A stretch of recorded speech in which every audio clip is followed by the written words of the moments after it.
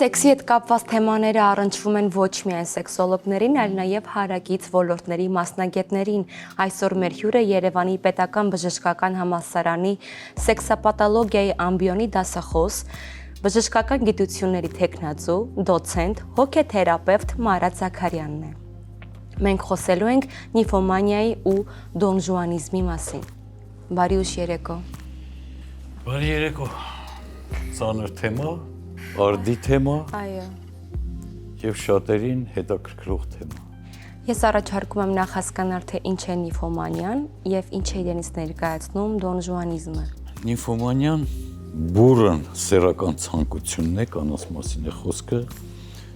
բուրըն սեռական ցանկություն է եւ չեն հագենում այդ սեռական ակտ ունենալուց, ինտիմ կյանքով ապրելուց հետո չեն հագենում, անընդհատ այդ կարիքը ունեն, անընդհատ տրվում են իրենց հակուրտին, տրվում են իրենց սեռական ցանկությանը, նրանց մոտ լիբիդոն շատ բարձր է, բայց չեն հանգստանում, արգազմ համարյա չկա այդ մարդկանց, այդ կանանց մոտ։ Եվ նիմֆոմանիան պիտի տարբերել բարձր սեռական ցանկությունից, սրանք լրիվ տարբեր բաներ են։ Երբ է սեռական ցանկությունը համարվում պաթոլոգիկ, գերբարձր։ Կա սահման չափման միավոր։ Ընդհանրապես սեռական հարցերում ես դա միշտ կրկնում եմ, նորմապաթոլոգիա հասկացողությունը բավական ձգված հասկացողությունը, չգիտես նորման որտեղ է, պաթոլոգիան որտեղ է սկսում, նորման որտեղ է վերջանում։ Բայց էլի կարելի է տալ նորմա եւ պաթոլոգիա հասկացողությունը նիմֆոմանիաներից եւ բարձր սեռական ցանկությունների։ Նիմֆոմանիան հիվանդություն է։ Հիվանդություն է։ Բարձր սեռական ցանկությունը հիվանդություն չի։ Բարձր սեռական ցանկությունը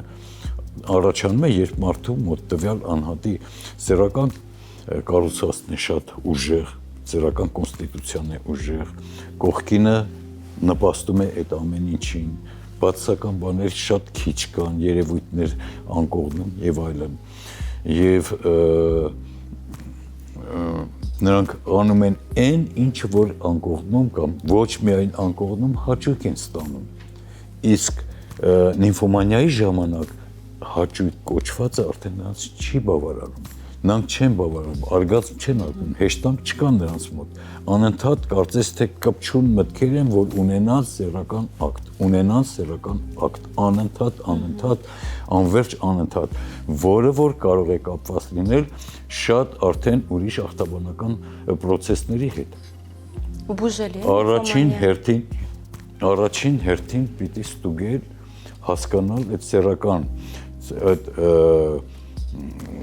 նիմֆոմանիան, այդ ախտը, այդ հիվանդությունը ինչից է առաջացել։ Դա կարող է առաջանալ ուղեղի ուռուցներից, որոշ հիվանդություններից, չեմ ուզում հիվանդություններ ես թվարկեմ, որոշ հիվանդությունների հետևանք կարող է լինել։ Կարող է առաջանալ հոգեկան հիվանդությունների արդյունք կարող է լինել, ենթադրենք շիզոֆրենիայով հիվանդի մոտ կարող է առաջանալ նիմֆոմանիա, բայց MDP մանիակալ դեպրեսիվ պսիխոզների ժամանակ կարող է առաջանալ։ Եթե դեպրեսիայի ժամանակ ընդհակառակը սեռական ցանկությունը իջնում է։ Հասկանում եք, դա պետք է անպայման ախտորոշել, որ կարողանալ ճիշտ բուժում նշանակել։ Այդպիսի հիվանդ ես ունեի տարիներ առաջ, շատ տարիներ առաջ։ Մի երիտասարդ աղջիկ էր 22-23 տարեկան, շատ գեղեցիկ աղջիկ, շատ։ Եվ նիմֆոմանիա։ Այստեղ ոչ թե արդեն նիմֆոմանիա է բառի բուն իմաստով, այլ հետո ստուգումներից ամեն ինչից պարզվեց, ես իրանց ուղարկեցի, գնացին Խարկով, այնտեղ դիագնոզ արեցին, րոշեցին եւ այլն, ինչ պարզվեց, այդ աղջկա մոտ ուրեմն նա ամեն ժամ, ամեն րոպե, ամեն ժամ ցանկացած տեղ նայել չէր հարցնում այդ տղամարդը մեծ է, փոքր է, գեղեցիկ է, տգեղ է, հիվանդ է, ոչ հիվանդ է, նա անգամ հիվանդացել էր սեռական ճանապարհով փոխանցվող ինֆեկցիաներ, բոլոր ինֆեկցիաներն եղել այդ աղջկա մոտ, Այն փողոցում կունենար հարաբերություն գոնե 2-3 ժամ հանգստաններ նորից փորձեցինք բուժել պրեպարատներով, տարբեր պրեպարատներով հանգստացնող եւ այլներով սեռական ցանկությունը ընկճում է այդ պրեպարատներով, հա, բայց քիչ թե շատ լավանում էր, բայց էլի շարունակվում էր։ Հետո ստուգումներից հետո ուրիշ տեղ գնացին, Խարկովում, Ուկրաինա գնացին, դեռ դիագնոզեցին, նախ ախտորոշեցին, ասեցին մտածեք ուղեղի ուռուցքի մասին, հիպոֆիզի ուռուցքի մասին։ Բոլորը միաբերան դա էին ասում։ Գինեկոլոգներն էլ նայեցին, սեքսոպաթոլոգներ, սովետի գլխավոր սեքսոպաթոլոգը նայեց։ Ես ուղարկեցի իրանց մոտ, ես էլ այնտեղ Խարկովում էի, ուղարկեցի իրանց մոտ, այնտեղ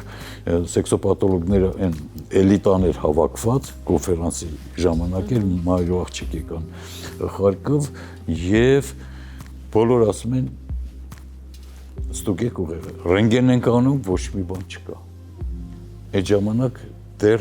կոմպյուտերների տոմոգրաֆիան չկար։ Հետո բերեցին, եկան Երևան, հետո բերեցին կոմպյուտեր կատե արեցին հիպոֆիզի ուռուցք։ Պատկերացնում եք։ Հետո այստեղ պիտի Միքայելյանի ինստիտուտում պիտի օպերացիա անեին, վիրահատեին, այստեղ չարեցին, պիտի մայրը պետք է տաներ բան։ Մոսկվա պիտի տաներ, չիմացա ինչ եղավ։ Իսկ հոգեկան հիվանդությունների ժամանակ շատ հաճախ նորից առաջանում է այդ սիմպտոմը կամ սինդրոմը, նիմֆոմանիա առաջանում է եւ դրա բուժումը հոգեբուժներն են կազմակերպում եւ ոչ միայն հոգեբուժները, այստեղ շատ մեծ աշխատանք պիտի արվի եւ պսիխոթերապևտը, հոգեթերապևտը եւ սեքսոպաթոլոգը, ինչի համար որ նախ կարգավորեն սեռական հարաբերությունները, ինտիմ հարաբերությունները եւ կարգավորեն կին ամուսին հարաբերությունները, որովհետեւ այդ մարդկանց մոտ շատ դժվար է ապրել այդպիսի մարդկանց հետ, շատ դժվար է ապրել։ Պատկերացրեք տղամարդը կնոջ կողքին, որ կինը անընդհատ անհագ ցանկությունն չի հագենում, ցանկություն ունի սեռական ակտի։ Այս խեղճ մարդուն ինչ կանեն։ Պատկերացրեք։ Անկամ չի կարելի, չի այդ իրադրությունը պատկերացնել։ Գիշեր, ցերեկ այդ սեռական ցանկությունը։ Գործնականում հնարավոր է նիմֆոմանիայի ու Դոն Ժուանի հանդիպում ու համատեղ կյանք։ Ամենալավ հարցը երևի, ուրեմն մեկը ուզում է, ավելի շուտ տղամարդկանց մոտ, ոնց որ կանանց մոտ կա նիմֆոմանիա, այնպես էլ տղամարդկանց մոտ կամ դոնժուանիզմ են ասում, կամ ասում են սատիրիազիս։ Այդ երկու տերմիններն են օգտագործում եւ կան տղամարդիկ, որոնք որ էլի անհագ ցանկություն ունեն ունենալու սեռական ակտ, սեռական հարաբերություն տարբեր կանանց հետ եւ որական մի քանի կանանց հետ։ Պատկերացնում եք, էլի անհագ ցանկություն չեն հագենում։ Անընդհատ կարծես կպչուն մտքեր լինի այդ մարդկանց մոտ։ Իմիջիալոց այդ Մայքլ Դուգլասը կինոդերասանը, հիվանդություն ասեմ, ինչ ասեմ, այդ հիվանդությամբ էր տառապում, ես մի հատ կարդամ, պրոմիսկոիդետ, այդպիսի հիվանդ, պրոմիսկոիդետ կոչվում է, այսինքն անհագ ցանկություն ունենալ սեռական ակտ, սեռական հարաբերություններ տարբեր կանանց հետ։ Եվ պատկերացրեք, այդ տղամարդը անընդհատ տարբեր կանանց հետ է ուզում, սեռական մեծ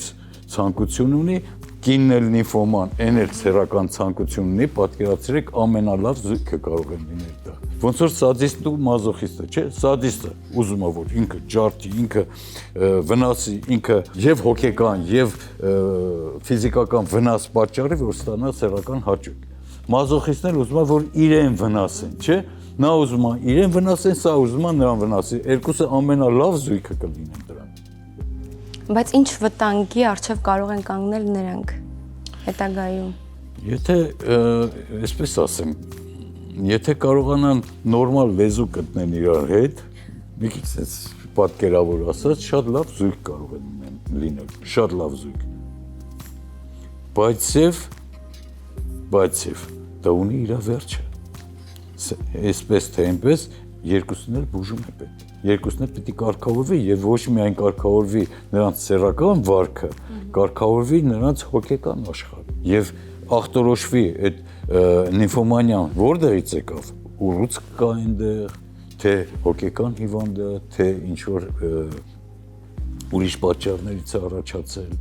նույնը տղամարդու մոտ, որովհետեւ նորմալ, եթե մենք նորմալ